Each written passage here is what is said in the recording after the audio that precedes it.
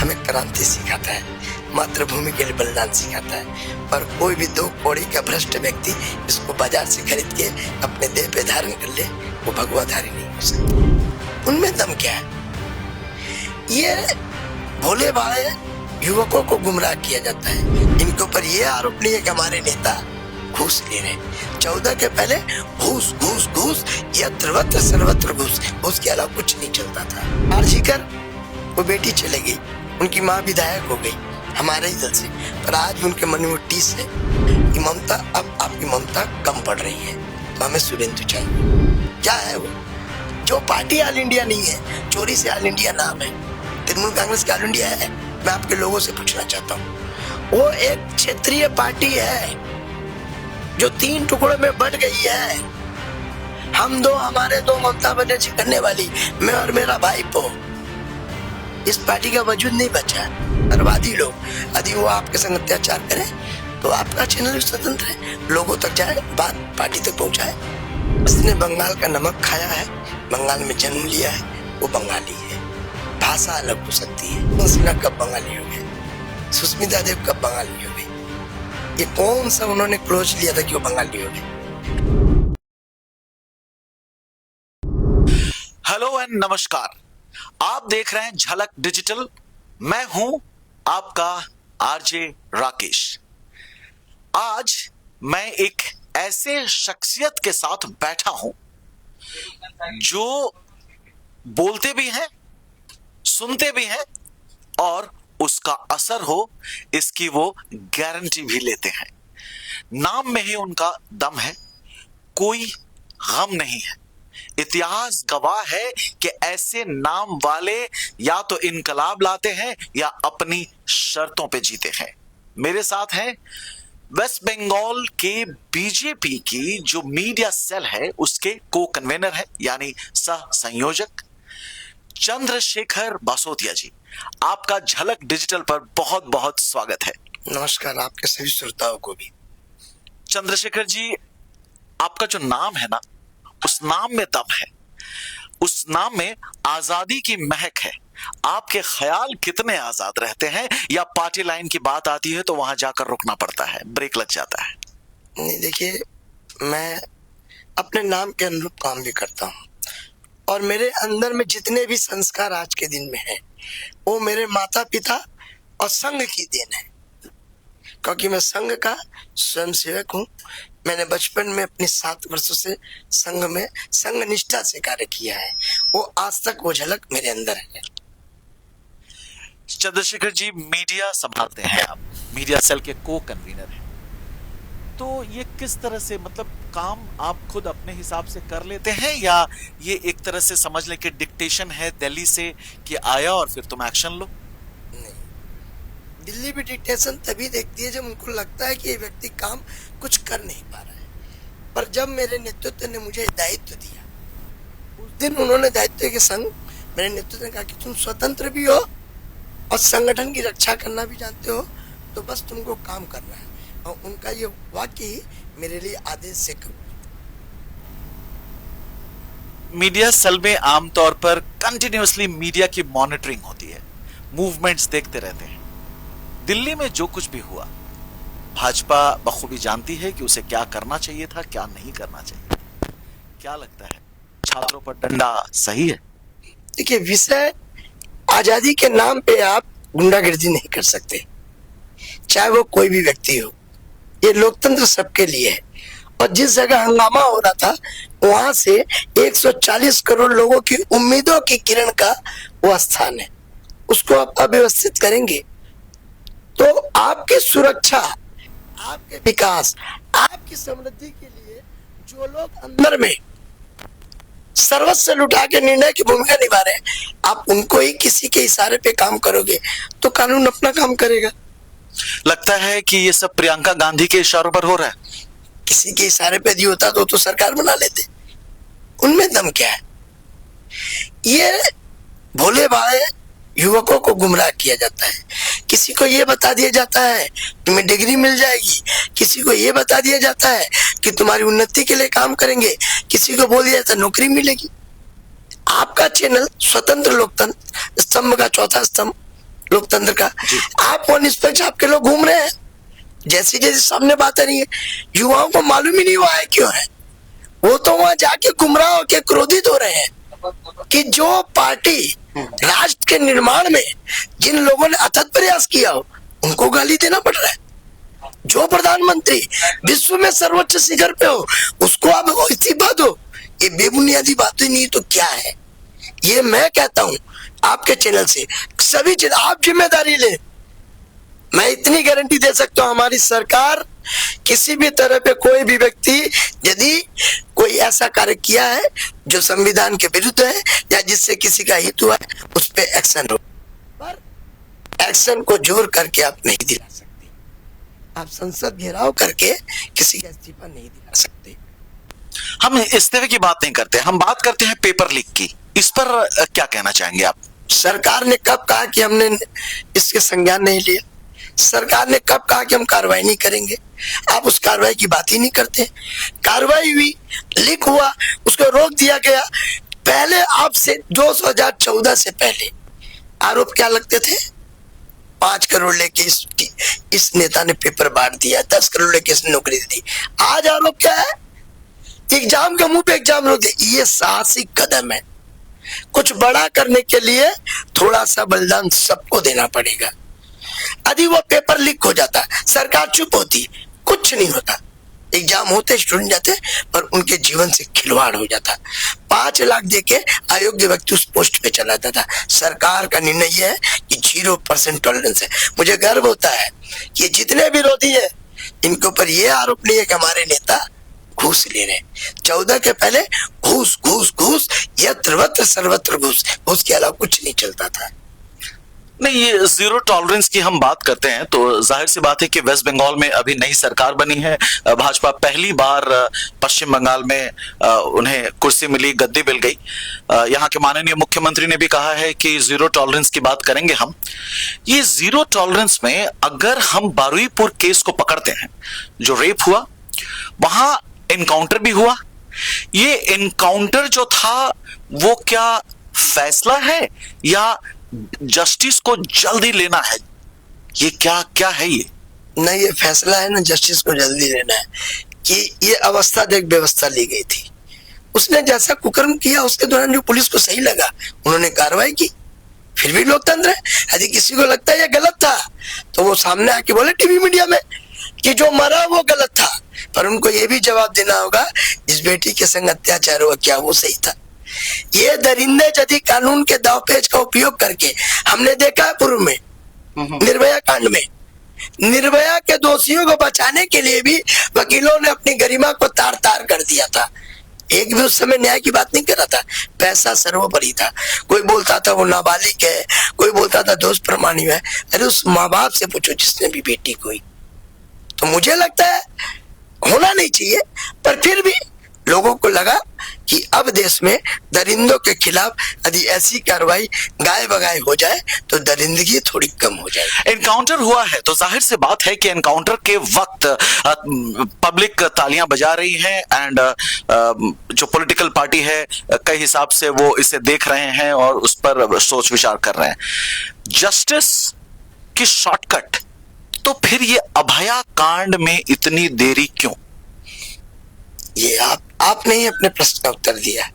Justice या shortcut, long cut का परिणाम देख लीजिए क्या है। अभया अभी भी ऊपर से खोज रही कि न्याय कब मिलेगा। आरजीकर वो बेटी चले गई, उनकी माँ विधायक हो गई हमारे ही दल से, पर आज भी उनके मन में टीस है कि जो ये सरकार 1.5 महीने में काम करी, 3 ऑफिसरों को निलंबित किया, जांच बैठाई गई, उससे दोषी जो उनको बुलाया गया, ये काम पिछली सरकार कर सकती थी। ये जस्टिस जो था वो जस्टिस इसलिए है। और ये घटना मैं बार बार होता हूँ, 9 लोग पकड़ाए हैं, कमेटी काम कर रही है, न्याय अपना काम कर रहा है। एक व्यक्ति को जब हम सीन, जैसा पुलिस ने कहा, जब सीन क्रिएट वहां रिक्रिएट करने गई उस समय उसने भागने की कोशिश, चोर भागेगा। और मैं बोलता हूँ दुर्घटना जो घटना अभी वो नहीं होनी चाहिए थी, पर दरिंदों के संग ऐसा हो तो इसमें कोई पश्चाताप नहीं होना चाहिए। तृणमूल के किसी को भी आपने नहीं लिया? नहीं, तृणमूल के हमने किसी को नहीं लिया। अब अभी पूरे देश में भी एक बात चल रही है कि 3 सांसद, वो सांसद कौन है? वो राज्यसभा के सांसद। सोचना होगा, राज्य देश में जब बड़े मुद्दे इन विपक्षियों की नाकामी के कारण अटके हों, तो ऐसे में जो लोक धर्म, राष्ट्र धर्म है, उसके अनुसार सरकार काम कर रही है और उन्होंने वो काम भी किया है। हमने ये नहीं कि तृणमूल में रहते हुए उन लोगों को अपने में लिया। उन्होंने तृणमूल छोड़ा, अपनी स्वेच्छा से छोड़ा, कारण बताया।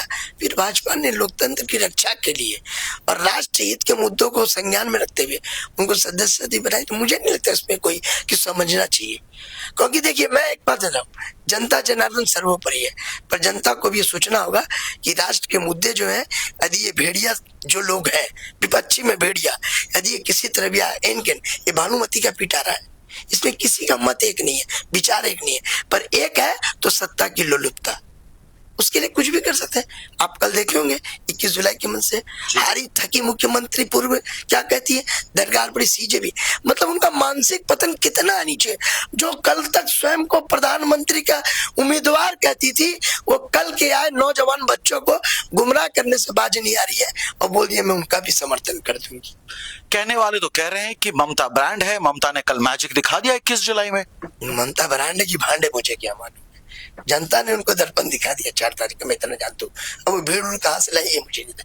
जनता बंगाल की 7 करोड़ जनता ने उनको दर्पण दिखा दिया कि ममता, अब आपकी ममता कम पड़ रही है, तो हमें शुभेंदु चाहिए। कल तो अभिषेक साहब भी स्लोगन दे रहे थे और बड़ी तालियां बज रही थी उस पर। साहब होंगे अपने घर के, वो बंगाल के एक नागरिक की तरह नागरिक वो है क्या है वो? जो पार्टी ऑल इंडिया नहीं है, चोरी से ऑल इंडिया नाम है, तृणमूल कांग्रेस का ऑल इंडिया है। मैं आपके लोगों से पूछना चाहता हूँ, वो एक क्षेत्रीय पार्टी है जो 3 टुकड़ों में बट गई है। हम दो, हमारे दो, ममता बनर्जी करने वाली, मैं और मेरा भाई पो। इस पार्टी का वजूद नहीं बचा। उनकी बात को गंभीरता से मुझे नहीं लगता लेना चाहिए। 12 बजे 4 तारीख को रिजल्ट आई, 12 बजे के बाद ट्रेंड समझ में आया तो सबसे पहले शहर कोलकाता में ऑटो ड्राइवर्स ने अपना झंडा बदल दिया। उसके बाद कई लोग भाजपा में शामिल हो रहे हैं। क्या सबके लिए भाजपा ने दरवाजा खोल दिया है? क्या झंडा बदलना भाजपा ने बोला था क्या? मैं जनता से कहूंगा बेबाकी से कि आपने अपने मत को भ्रष्टाचार के विरुद्ध में मत दिया है। यदि कोई भी मेरा कार्यकर्ता या कोई भी ऑटो रिक्शा वैन आपके संग अत्याचार करता है तो आप पार्टी के नेतृत्व को बताएं। हमें पार्टी की भरोसा दिलाता हूं, हमारे यहाँ किसी भी अत्याचारी को कोई जगह नहीं है। ऑटो में कोई झंडा बदलता तो सुविधावादी लोग हैं। हमने तो नहीं कहा कि भाजपा में आइए, हमने कहा आज से आप भय से मुक्त हुए, लोगों के हित में काम करिए, लोगों के ऊपर अत्याचार मत करिए। आपके ऑटो में जो बैठता है उस पे भद्दी बातों का व्यवहार नहीं करें। और यदि ऐसा कहीं होता है और कोई नेता साथ देता है तो मैं आपके चैनल से उन लोगों से कहूंगा कि आप हमारे प्रदेश अध्यक्ष के नाम खुला पत्र लिखे। मैं विश्वास दिलाता हूं बंगाल में पहली बार ये प्रदेश अध्यक्ष ऐसा मिला है जो बेबाकी से बात ही नहीं करता है, निर्णय भी तत्काल लेता है। तो वो समीक्षा के ऊपर भरोसा रखिए, शुभेंदुदा पे भरोसा रखिए। और किसी भी इलाके में 4 तारीख के बाद जिसने झंडा परिवर्तन किया है अवसरवादी लोग, यदि वो आपके संग अत्याचार करें तो आपका चैनल भी स्वतंत्र है, लोगों तक जाए, बात पार्टी तक पहुंचाए। चंद्रशेखर जी, कई मोहल्लों से अभी भी खबर आती है कि मारपीट अभी भी जारी है। टीएमसी को मार रही है, भाजपा नहीं मार रही। जो 4 तारीख के पहले टीएमसी के लोग थे और अब 4 के बाद वो जो जिनको डीम थेरेपी से जो भय पा रहे, डीम थेरेपी, उस डीम थेरेपी के चलते वो अपने ही भाई को काट रहा है। यही कलयुग है। टीएमसी को मार रही है, बीजेपी का कोई लेना देना नहीं है। अच्छा तृणमूल, बुरा तृणमूल, ये क्या है? नहीं, तृणमूल अच्छा बुरा नहीं होता है, पार्टी बुरी अच्छी नहीं होती है, लोग अच्छे बुरे होते हैं।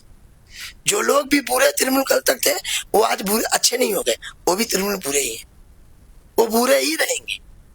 और मैं आपको भरोसा देता हूं कोई किधर भी चला जाए उनके ऊपर लगा हुआ करप्शन के चार्ज की जांच कानून अपने तरीके से करेगी और दोषियों को सजा मिलेगी, निर्दोष सजा नहीं पाएंगे।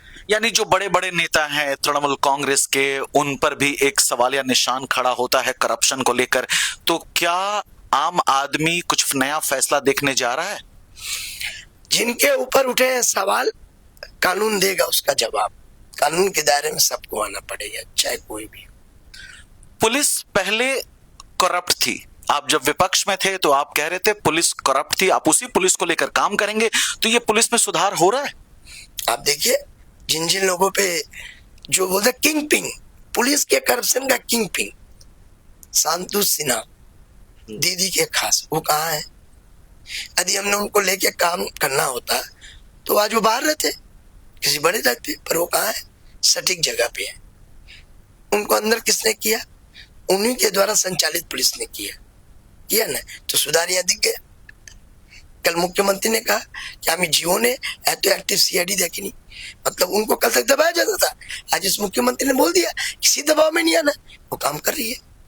पुलिस दबाव में आके करप्शन का, जब ऊपर से जिला का एक नेता पुलिस को हुक्म दे देता है, या मैं कहूँ जो किंग पिंग है भ्रष्टाचार का, वो निर्देश देता है मुझे महीने का 10 लाख चाहिए, तो पुलिस अपनी नौकरी से तो देगी, फीस मिलती नहीं थी, तो बाध्य होकर उनको जाना पड़ता था उस लाइन में जो उनकी लाइन नहीं है। और हमने बार बार कहा आपको नौकरी किसी नेता ने नहीं दी है, आपने योग्यता पे नौकरी पाई है। आप अपने शपथ जब लेते हैं स्टार भारत के उस पे, अशोक सिस्टम पे, तो उसको मान के अपनी ड्यूटी निष्पक्ष करें, तो वो कर रही है। और जो दोषी पुलिस वाले हैं वो बक्से यहाँ भी नहीं जाएंगे। चंद्रशेखर जी, कई तरह के सवाल हैं। मीडिया सेल के को कन्वीनर हैं आप, तो जाहिर सी बात है आपकी जिम्मेदारी बहुत बड़ी है, ये पोस्ट काफी रिस्पॉन्सिबिलिटी इसको लेकर चलना पड़ता है। आप रिस्पॉन्सिबिलिटी के साथ सवालों का जवाब भी दे रहे हैं।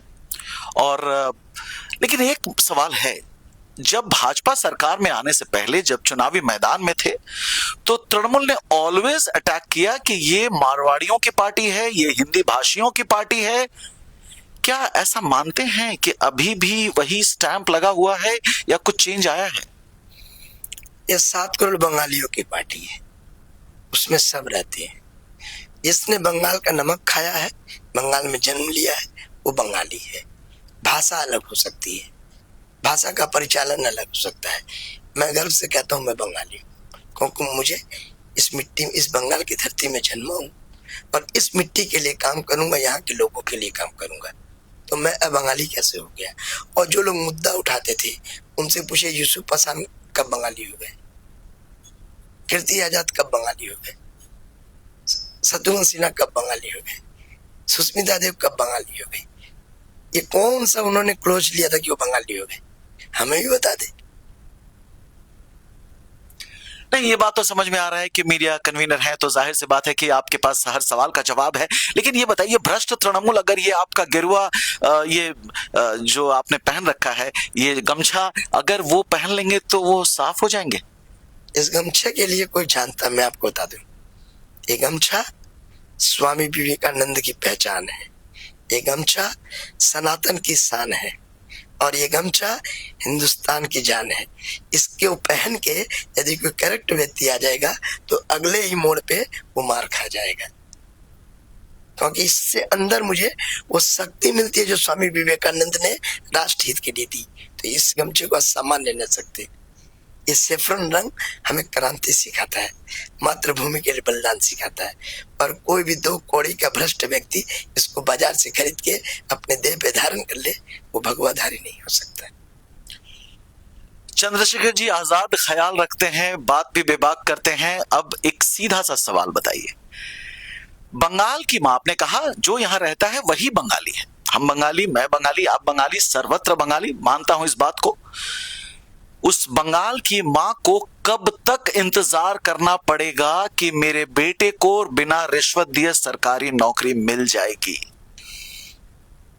ये बंगाल के हर नागरिक का कर्तव्य है कि स्वच्छ और निष्पक्ष सरकार बनाए, और जो लोग ऐसा करप्शन कर रहे हैं उनकी, मैं आपको बता दूं, बहुत जल्दी हो सकता है हमारी सरकार ऐसा कोई टोल फ्री नंबर आ जाए कि कोई घूस ले तो आप इस नंबर पे बताएं, तो व्यवस्था होगी।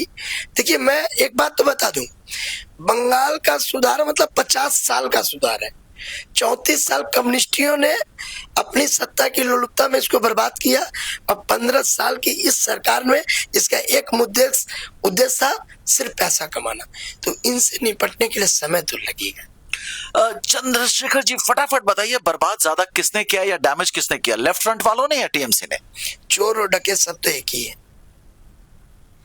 किसी ने शुरुआत की तो किसी ने उसको तेजी से उसको लागू किया। पर प्रियंका गांधी तो कह रही है कि गुंडागर्दी में माननीय प्रधानमंत्री भी युक्त हैं। यदि प्रधानमंत्री को गुंडा कहते हैं, मुझे लगता है हर देश का ना प्रधानमंत्री यदि ऐसा गुंडा हो जाए तो देश का विकास हो जाएगा। आपके हिसाब से विकास की क्या डेफिनेशन है? विकास की डिफिनेशन है यत्र सर्वत्र अपने नागरिकों की सुरक्षा का ध्यान रखते हुए कोई गंभीर निर्णय भी लेना पड़े तो उसको लेने से नहीं चूकना चाहिए। और भारत के प्रधानमंत्री इसके लिए सक्षम है और विश्व के पटल पे उनकी के लिए लोहा माना जाता है। कलकत्ता की सड़कों पर जो बसें दौड़ रही हैं वो जर्जर हालत में है, उसकी सुधार कब होने वाली है? मुख्यमंत्री ने परसों ही कह दिया है कि 15 साल के बाद बसें नहीं चलेंगी और यही सेफ्रन उनकी 50 बसें आ गई हैं। कल तक जिस सरकार के पास पैसा नहीं था, आज पैसा आया ना, क्योंकि इच्छा शक्ति प्रबल है। नागरिकों की सुरक्षा प्रथम है और आज यदि हमें एकमात्र बोल दे कि सब बसें हटा दो तो नागरिक असुरक्षित हो जाएंगे। क्योंकि बंगाल के आज भी जो ग्रोह है वो बसों से, ट्रामों से, रेल से, ये इंफ्रास्ट्रक्चर की नींव है। लोग इसमें आप देखेंगे Sealdah line, Howrah line, Domjur line, Bangaon line, metro, लाखों लोग सफर करते हैं। तो कैसे हम बोल सकते हैं बेबागी इस तरह की बेबुनियादी बात कि बसें हटा दी जाए? समय लगेगा, हम कानून का इस्तेमाल करेंगे, बसें धीरे धीरे हट जाएंगी, नई बसें आ जाएंगी। मीडिया सेल जो है आज की तारीख में, वो क्या ये पॉलिटिकल पार्टी की इमेज बिल्डिंग प्रोसेस के काम में आती है? यही काम है? मीडिया सेल नहीं, मीडिया आप है, आप स्वयं जानते हैं। हम तो आपके वो दूत हैं, अपनी बातों को आप तक पहुंचाते हैं। अच्छा लगे तो आप छापिए, नहीं लगे तो डांटिए। नहीं, मतलब आपको वाहवाही चाहिए? नहीं, मुझे वाहवाही नहीं चाहिए। हम ये जानते हैं कि हम जनता के लिए कटिबद्ध हैं, जनता के बिंदुओं को उठाएंगे और आपके माध्यम से उठाएंगे। झलक की एक झलक लोगों तक चली जाए, यही हमारा उद्देश्य है। तो आपको लाइक, शेयर, कमेंट बॉक्स में भर्ती कमेंट्स ये नहीं चाहिए? आप अच्छे काम करेंगे तो स्वयं लोग देंगे। इसके लिए मुझे स्पॉन्सर की दरकार नहीं पड़ेगी, लोग स्वयं आएंगे, लोग हमसे जुड़ेंगे। आज आपने मेरा इंटरव्यू आप झलक में लगाएंगे, लोगों को अच्छा लगेगा तो आप भी मिलियन में जाएंगे, तो लाख तो मुझे भी मिल जाएंगे। ये बताइए कि 5 साल के बाद आप मतलब वेयर डू यू स्टैंड, कहां देख रहे हैं आप बंगाल को? हम 5 साल बाद बंगाल को उन्नत बंगाल देख रहे हैं। ये विश्व बांग्ला की जो श्यामला भूमि है, ये कल तक देश को राह दिखाती थी। मुझे विश्वास है अगले 5 साल बाद फिर राह दिखाने के कगार पे चली जाएगी। यहाँ का जो आम आदमी है वो सिर्फ ये देखा है कि ग्लोबल समिट हो रहा है, बिजनेसमैन आ रहे हैं, बहुत सारी बातें हो रही हैं, MOU साइन हो रही है, लेकिन at the end of the day कुछ भी नहीं। अब तक देखा था, अब तक वो उसको क्रियान्वित होते अब देखेंगे, थोड़ा इंतजार करें। इंतजार का एक्चुअल मजा हम ले रहे हैं, आम आदमी ले रहा है, लेकिन वो रियलिटी में कब दिखेगा?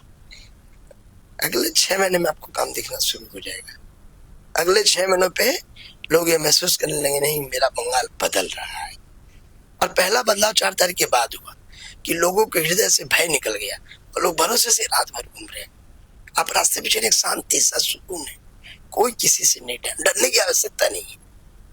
आपके टैक्स के पैसे से बंगाल की नींव खड़ी है, इसका दुरुपयोग नहीं हो, इसकी व्यवस्था आदरणीय यशस्वी हमारे मुख्यमंत्री शुभेंदु दा करेंगे। आपके टैक्स के पैसे खेला मेला और झमेला इसमें न जाए, आपका टैक्स का पैसा बंगाल की उन्नति में लगे। काफी तरह की जो बयानबाजी होती है मंच से, उस पर से कई तरह के बयान आए, चाहे वो तृणमूल के शायनी ने दिया हो या कल्याण बैनर्जी ने दिया हो या अभिषेक बैनर्जी ने दिया हो या ममता बनर्जी, किसी बड़े नेता ने दिया हो। आप एज अ मीडिया को convener of BJP West Bengal कैसे रिएक्ट करते हैं? देखिए, जिनका भी आपने नाम लिया, इन्होंने अपनी विश्वसनीयता खो दी है जनता के बीच, तो इनके जवाबों का जवाब देना मुझे भी सही नहीं लगता है, क्योंकि जिसको जनता ने रिजेक्ट कर दिया उसका जवाब मैं क्या दूं? जनता जनार्दन है। शायनी घोष बीजेपी नहीं जा रही? मुझे नहीं मालूम, ये शायनी घोष से पूछिए, वो कहाँ जाएंगी, मैं कैसे बताऊंगा। कौन कौन बीजेपी को अप्रोच किया है कि हम बीजेपी में आना चाहते हैं? ये तो केंद्रीय नेतृत्व जान सकता है। मेरा काम मीडिया का है। मैं आपकी तरह प्रहरी की तरह खड़ा हूँ पार्टी के साथ। पार्टी का जो निर्देश होगा, जो मुझे दिखता है दिन भर मेरे टीवी चैनल में, वो मैं पार्टी को बताता हूँ और वो हम काम करते हैं। तो आप क्या रिपोर्ट कार्ड देने के लिए हैं? मैं एकदम रिपोर्ट कार्ड, पार्टी की बातों को जन जन तक पहुंचाना है और सरकार के अच्छे कार्यों को आप लोगों के माध्यम से बंगाल के 11 करोड़ जनता तक पहुंचाना ही मेरा उद्देश्य है। अगर आप मीडिया के को कन्वीनर नहीं होते, चंद्रशेखर बासोतिया जी का बीजेपी से कोई वास्ता नहीं होता, एक आम आदमी, तो बीजेपी आने के बाद अब तक जिस तरह से काम आगे बढ़ रहा है, आप उससे संतुष्ट हैं? एकदम संतुष्ट है। मुझे सबसे ज्यादा संतुष्टि है कि जो मेरा मुखिया इस बार आया है, उसको विरोधी भी लोहा मानेगा। वो निष्पक्ष है और कर्तव्य पथ पर निष्ठुर भी है। समय आने पे कड़े निर्णय भी लेगा और लोगों में पार्शलिटी तेरा मेरा न देख के सबका विकास सबका साथ का काम करेगा। ये मुझे भरोसा है।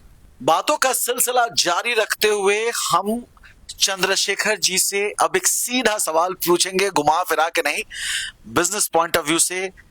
बंगाल क्या गुजरात बनने जा रहा है बिजनेस पॉइंट ऑफ व्यू से?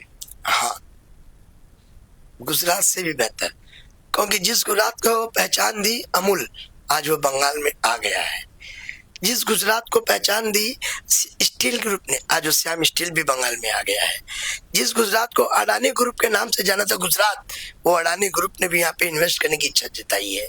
इनके अलावा बिरला समूह, वो मुख्यमंत्री से मिले, गोयनका जी, नेवटिया जी, ये वो उद्यमी है जो किसी भी राज्य के विकास में अपना योगदान देके उस राज्य के डेवलपमेंट को करते हैं। ये सब आज बंगाल के पास है। अब इनकी निगाहें जो कल तक मुख मोड़ चुके थे, आज वो बंगाल के मुख्यमंत्री को देख रहे हैं कि ये अगला सितारा है जो बंगाल विकसित बंगाल बनने जा रहा है। नया बंगाल है ये, बीजेपी दावा कर रही है। सिंगूर जैसी सिचुएशन खड़ी होगी क्या? सिंगूर में भी अब व्यवसाय लगेगा। सिंगूर की जो आप बोल रहे हैं, आप नेगेटिव वे में बोल रहे हैं सिंगूर से। अब सिंगूर में अत्याचार जो वहां हुआ चासियों पे, अब बंगाल में किसी जगह नहीं होगा। आपने देखा होगा कल हमारे मुख्यमंत्री ने एक प्रशासनिक बैठक में एक अधिकारी के प्रश्न का उत्तर दिया, जब उन्होंने कहा कि हम लैंड को एक्विजिशन करके डेवलपमेंट, उन्होंने कहा नहीं, हम 2013 का जो कानून है उसको लागू करेंगे, जो बंगाल में नहीं था देश का कानून, कि सरकार खरीदार और बिकवाली के बीच में दलाली की भूमिका नहीं करेगी।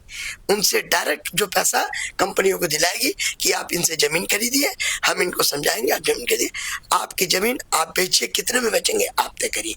सरकार सिर्फ आपको सुविधा मुहैया कराएगी, दलाली करना सरकार का काम नहीं। डेवलपमेंट हो, हर कोई यही चाहता है। अब हम चलते चलते आपसे कुछ सवाल पूछना चाहेंगे। एक या दो शब्द में आप बेशक उसका जवाब दे सकते हैं। एक हमारा रैपिड फायर राउंड है। एक शब्द या एक वाक्य में आप कह सकते हैं। अगर मैं कहूं शुभेंदु अधिकारी, एकदम परफेक्ट है, सही व्यक्ति है। टीएमसी विपक्ष या इतिहास? वो इतिहास हो गया। बंगाल की राजनीति की जड़ सिंडिकेट या घुसपैठ? राजनीति की जड़ में नहीं कहूंगा, ये दोनों ही शब्द बाकी है। बंगाल की राजनीति में तो संस्कार थे, पर तृणमूल के जो राजनीति है उसमें भ्रष्टाचार है। मैं शब्द को मॉडिफाई करना चाहूंगा कि आप सिंगूर की जो टीएमसी सरकार है या टीएमसी की जो पार्टी है उसके आप पूछना चाहेंगे, उसमें भ्रष्टाचार है, जड़ वो भ्रष्टाचार है। पार्टी निष्ठा या जनहित, मतलब पहली प्राथमिकता क्या होगी? देखिए, यदि पार्टी निष्ठा है तभी तो जनहित के काम कर पाएंगे। हमारी पार्टी की निष्ठा मेरे अंदर होगी, क्योंकि मुझे पार्टी से ही जनहित के करने की प्रेरणा मिलती है, तो निष्ठा तो पार्टी में ही रखनी पड़ेगी ना। सोशल मीडिया की जंग, ये तथ्य जीतते हैं या ये जस्ट धारणा क्रिएट, परसेप्शन क्रिएट करते हैं? मुझे लगता है कि ये धारणा जो है परसेप्शन क्रिएट करने की जगह है। आज के दिन में सोशल मीडिया में मुझे लगता है सिर्फ एक क्या तो फैब्रिकेटेड कुछ बनाया जाता है, बहुत कम है जो वास्तविकता दिखाई जाती है। एक शब्द में ममता बनर्जी को कैसे डिफाइन करेंगे? एक पंगु मुख्यमंत्री। और अभिषेक बनर्जी को? अयोग्य नेता। अगला चुनाव आपका केएमसी आ रहा है, आसान होगा या मुश्किल? ये तो जनता तय करेगी, पर हम जो कमिटमेंट लेके जाएंगे वो पूरा करने का वादा हम करते हैं। मीडिया सेल के को कन्वीनर हैं आप, बचाव करना आपका काम है या हमला करना? मुझे कहता अपने दल को बचाना है, विरोधी पे हमला करना है। ऐसा लोग कहते हैं कि बहुत दबाव है दिल्ली का आप लोगों पर, महसूस होता है या ये सिर्फ अफवाह है? अफवाह है। एक आखिरी सवाल आपसे, आप खुद एक कट्टर नेता हैं या शांत रणनीतिकार? मैं अपनी पार्टी के विचारों को जनता के बीच ले जाने में जितनी भी कठोरता होगी उसको अपनाता हूं, और पर अपनाने के पहले कैसे मेरी पार्टी जीते उसकी रणनीति भी सही बनाता हूं। आने वाले समय में बीजेपी को डर किससे होगा, लेफ्ट फ्रंट से या टीएमसी या कांग्रेस से? मुझे नहीं लगता वर्तमान में कोई पार्टी भी इतनी कोई की ऐसा वजूद हो कि उनसे डर की कोई बात नहीं है। हमें डर है तो सिर्फ इस बात के कि कहीं हमारे अंदर मैं ना आ जाए। जिस जनता ने हमें प्यार दिया है, इस 7 करोड़ लोगों का मेरी पार्टी ऋणी है। मैं ये कहता हूं कि कहीं हमें अहंकार ना आ जाए, डर उससे लगता है। आम आदमी से क्या कहना चाहेंगे? आम आदमी से यही कहना चाहूंगा कि आपने जिस तरह वोट दे के साथ दिया, आगे भी साथ दें। यदि हमारे लोगों से गलती हो तो आप उसको भी उजागर करें। कहीं किसी मोहल्ले में किसी भी माँ बहन को या युवा साथी को, व्यापारी को चुप नहीं बैठना है। यदि कोई मेरे पार्टी का कार्यकर्ता आपको जाके अत्याचार करता है, प्रताड़ित करता है या किसी तरह करप्ट करता है, तो आप पार्टी के नेतृत्व को और मजबूत व्यक्ति को अपनी बात कहें। मैं भरोसा देता हूँ, आपको देता हूँ कि उसका निष्पादन होगा, आपकी समस्या का समाधान होगा। पुराने जो भाजपा कार्यकर्ता हैं उनसे क्या कहना चाहेंगे और नए जो भाजपा कार्यकर्ता हैं उनसे क्या कहना चाहेंगे? नए को कहूंगा कि पुराने को पहचानना सीखो, उनके त्याग बलिदान का सम्मान करो। और पुराने से कहूंगा, यदि आपके घर का बेटा भी जब बहता लेता है, जिस तरह उसको प्यार देते हैं, उसी तरह नए कार्यकर्ता को प्यार से संभाले और उसका भी सम्मान दें और उसको पार्टी की विचारधारा को बताएं। चंद्रशेखर जी, हमसे बात करने के लिए बहुत बहुत शुक्रिया, थैंक यू सो मच। बहुत बहुत धन्यवाद। मैं झलक के लोगों से ही कहूंगा कि झलक में देखते रहिए और झलक में भी आप अपने विचारों को प्रकट करिए, क्योंकि स्वतंत्रता का प्लेटफॉर्म है झलक, और इसकी एक झलक पाने के लिए लोग आतुर रहते हैं। बहुत बहुत शुक्रिया। आपने देखा चंद्रशेखर जी किस तरीके से आजादी से अपनी बातों को रखा। Media cell West Bengal BJP के वो कन्वीनर हैं, को कन्वीनर हैं, सह संयोजक। आप देख रहे हैं झलक डिजिटल। इस वीडियो को लाइक करें, शेयर करें और कमेंट बॉक्स में आकर अपनी ओपिनियन बेशक लिखें। और हाँ, बेल आइकॉन को जरूर प्रेस कीजिएगा ताकि जब भी कोई नई वीडियो हम झलक डिजिटल पर अपलोड करें उसके इंफॉर्मेशन आपको उसी वक्त मिल जाए। इसी के साथ अपने आरजे राकेश को दीजिए इजाजत। जय हिंद। आपकी बात हमारी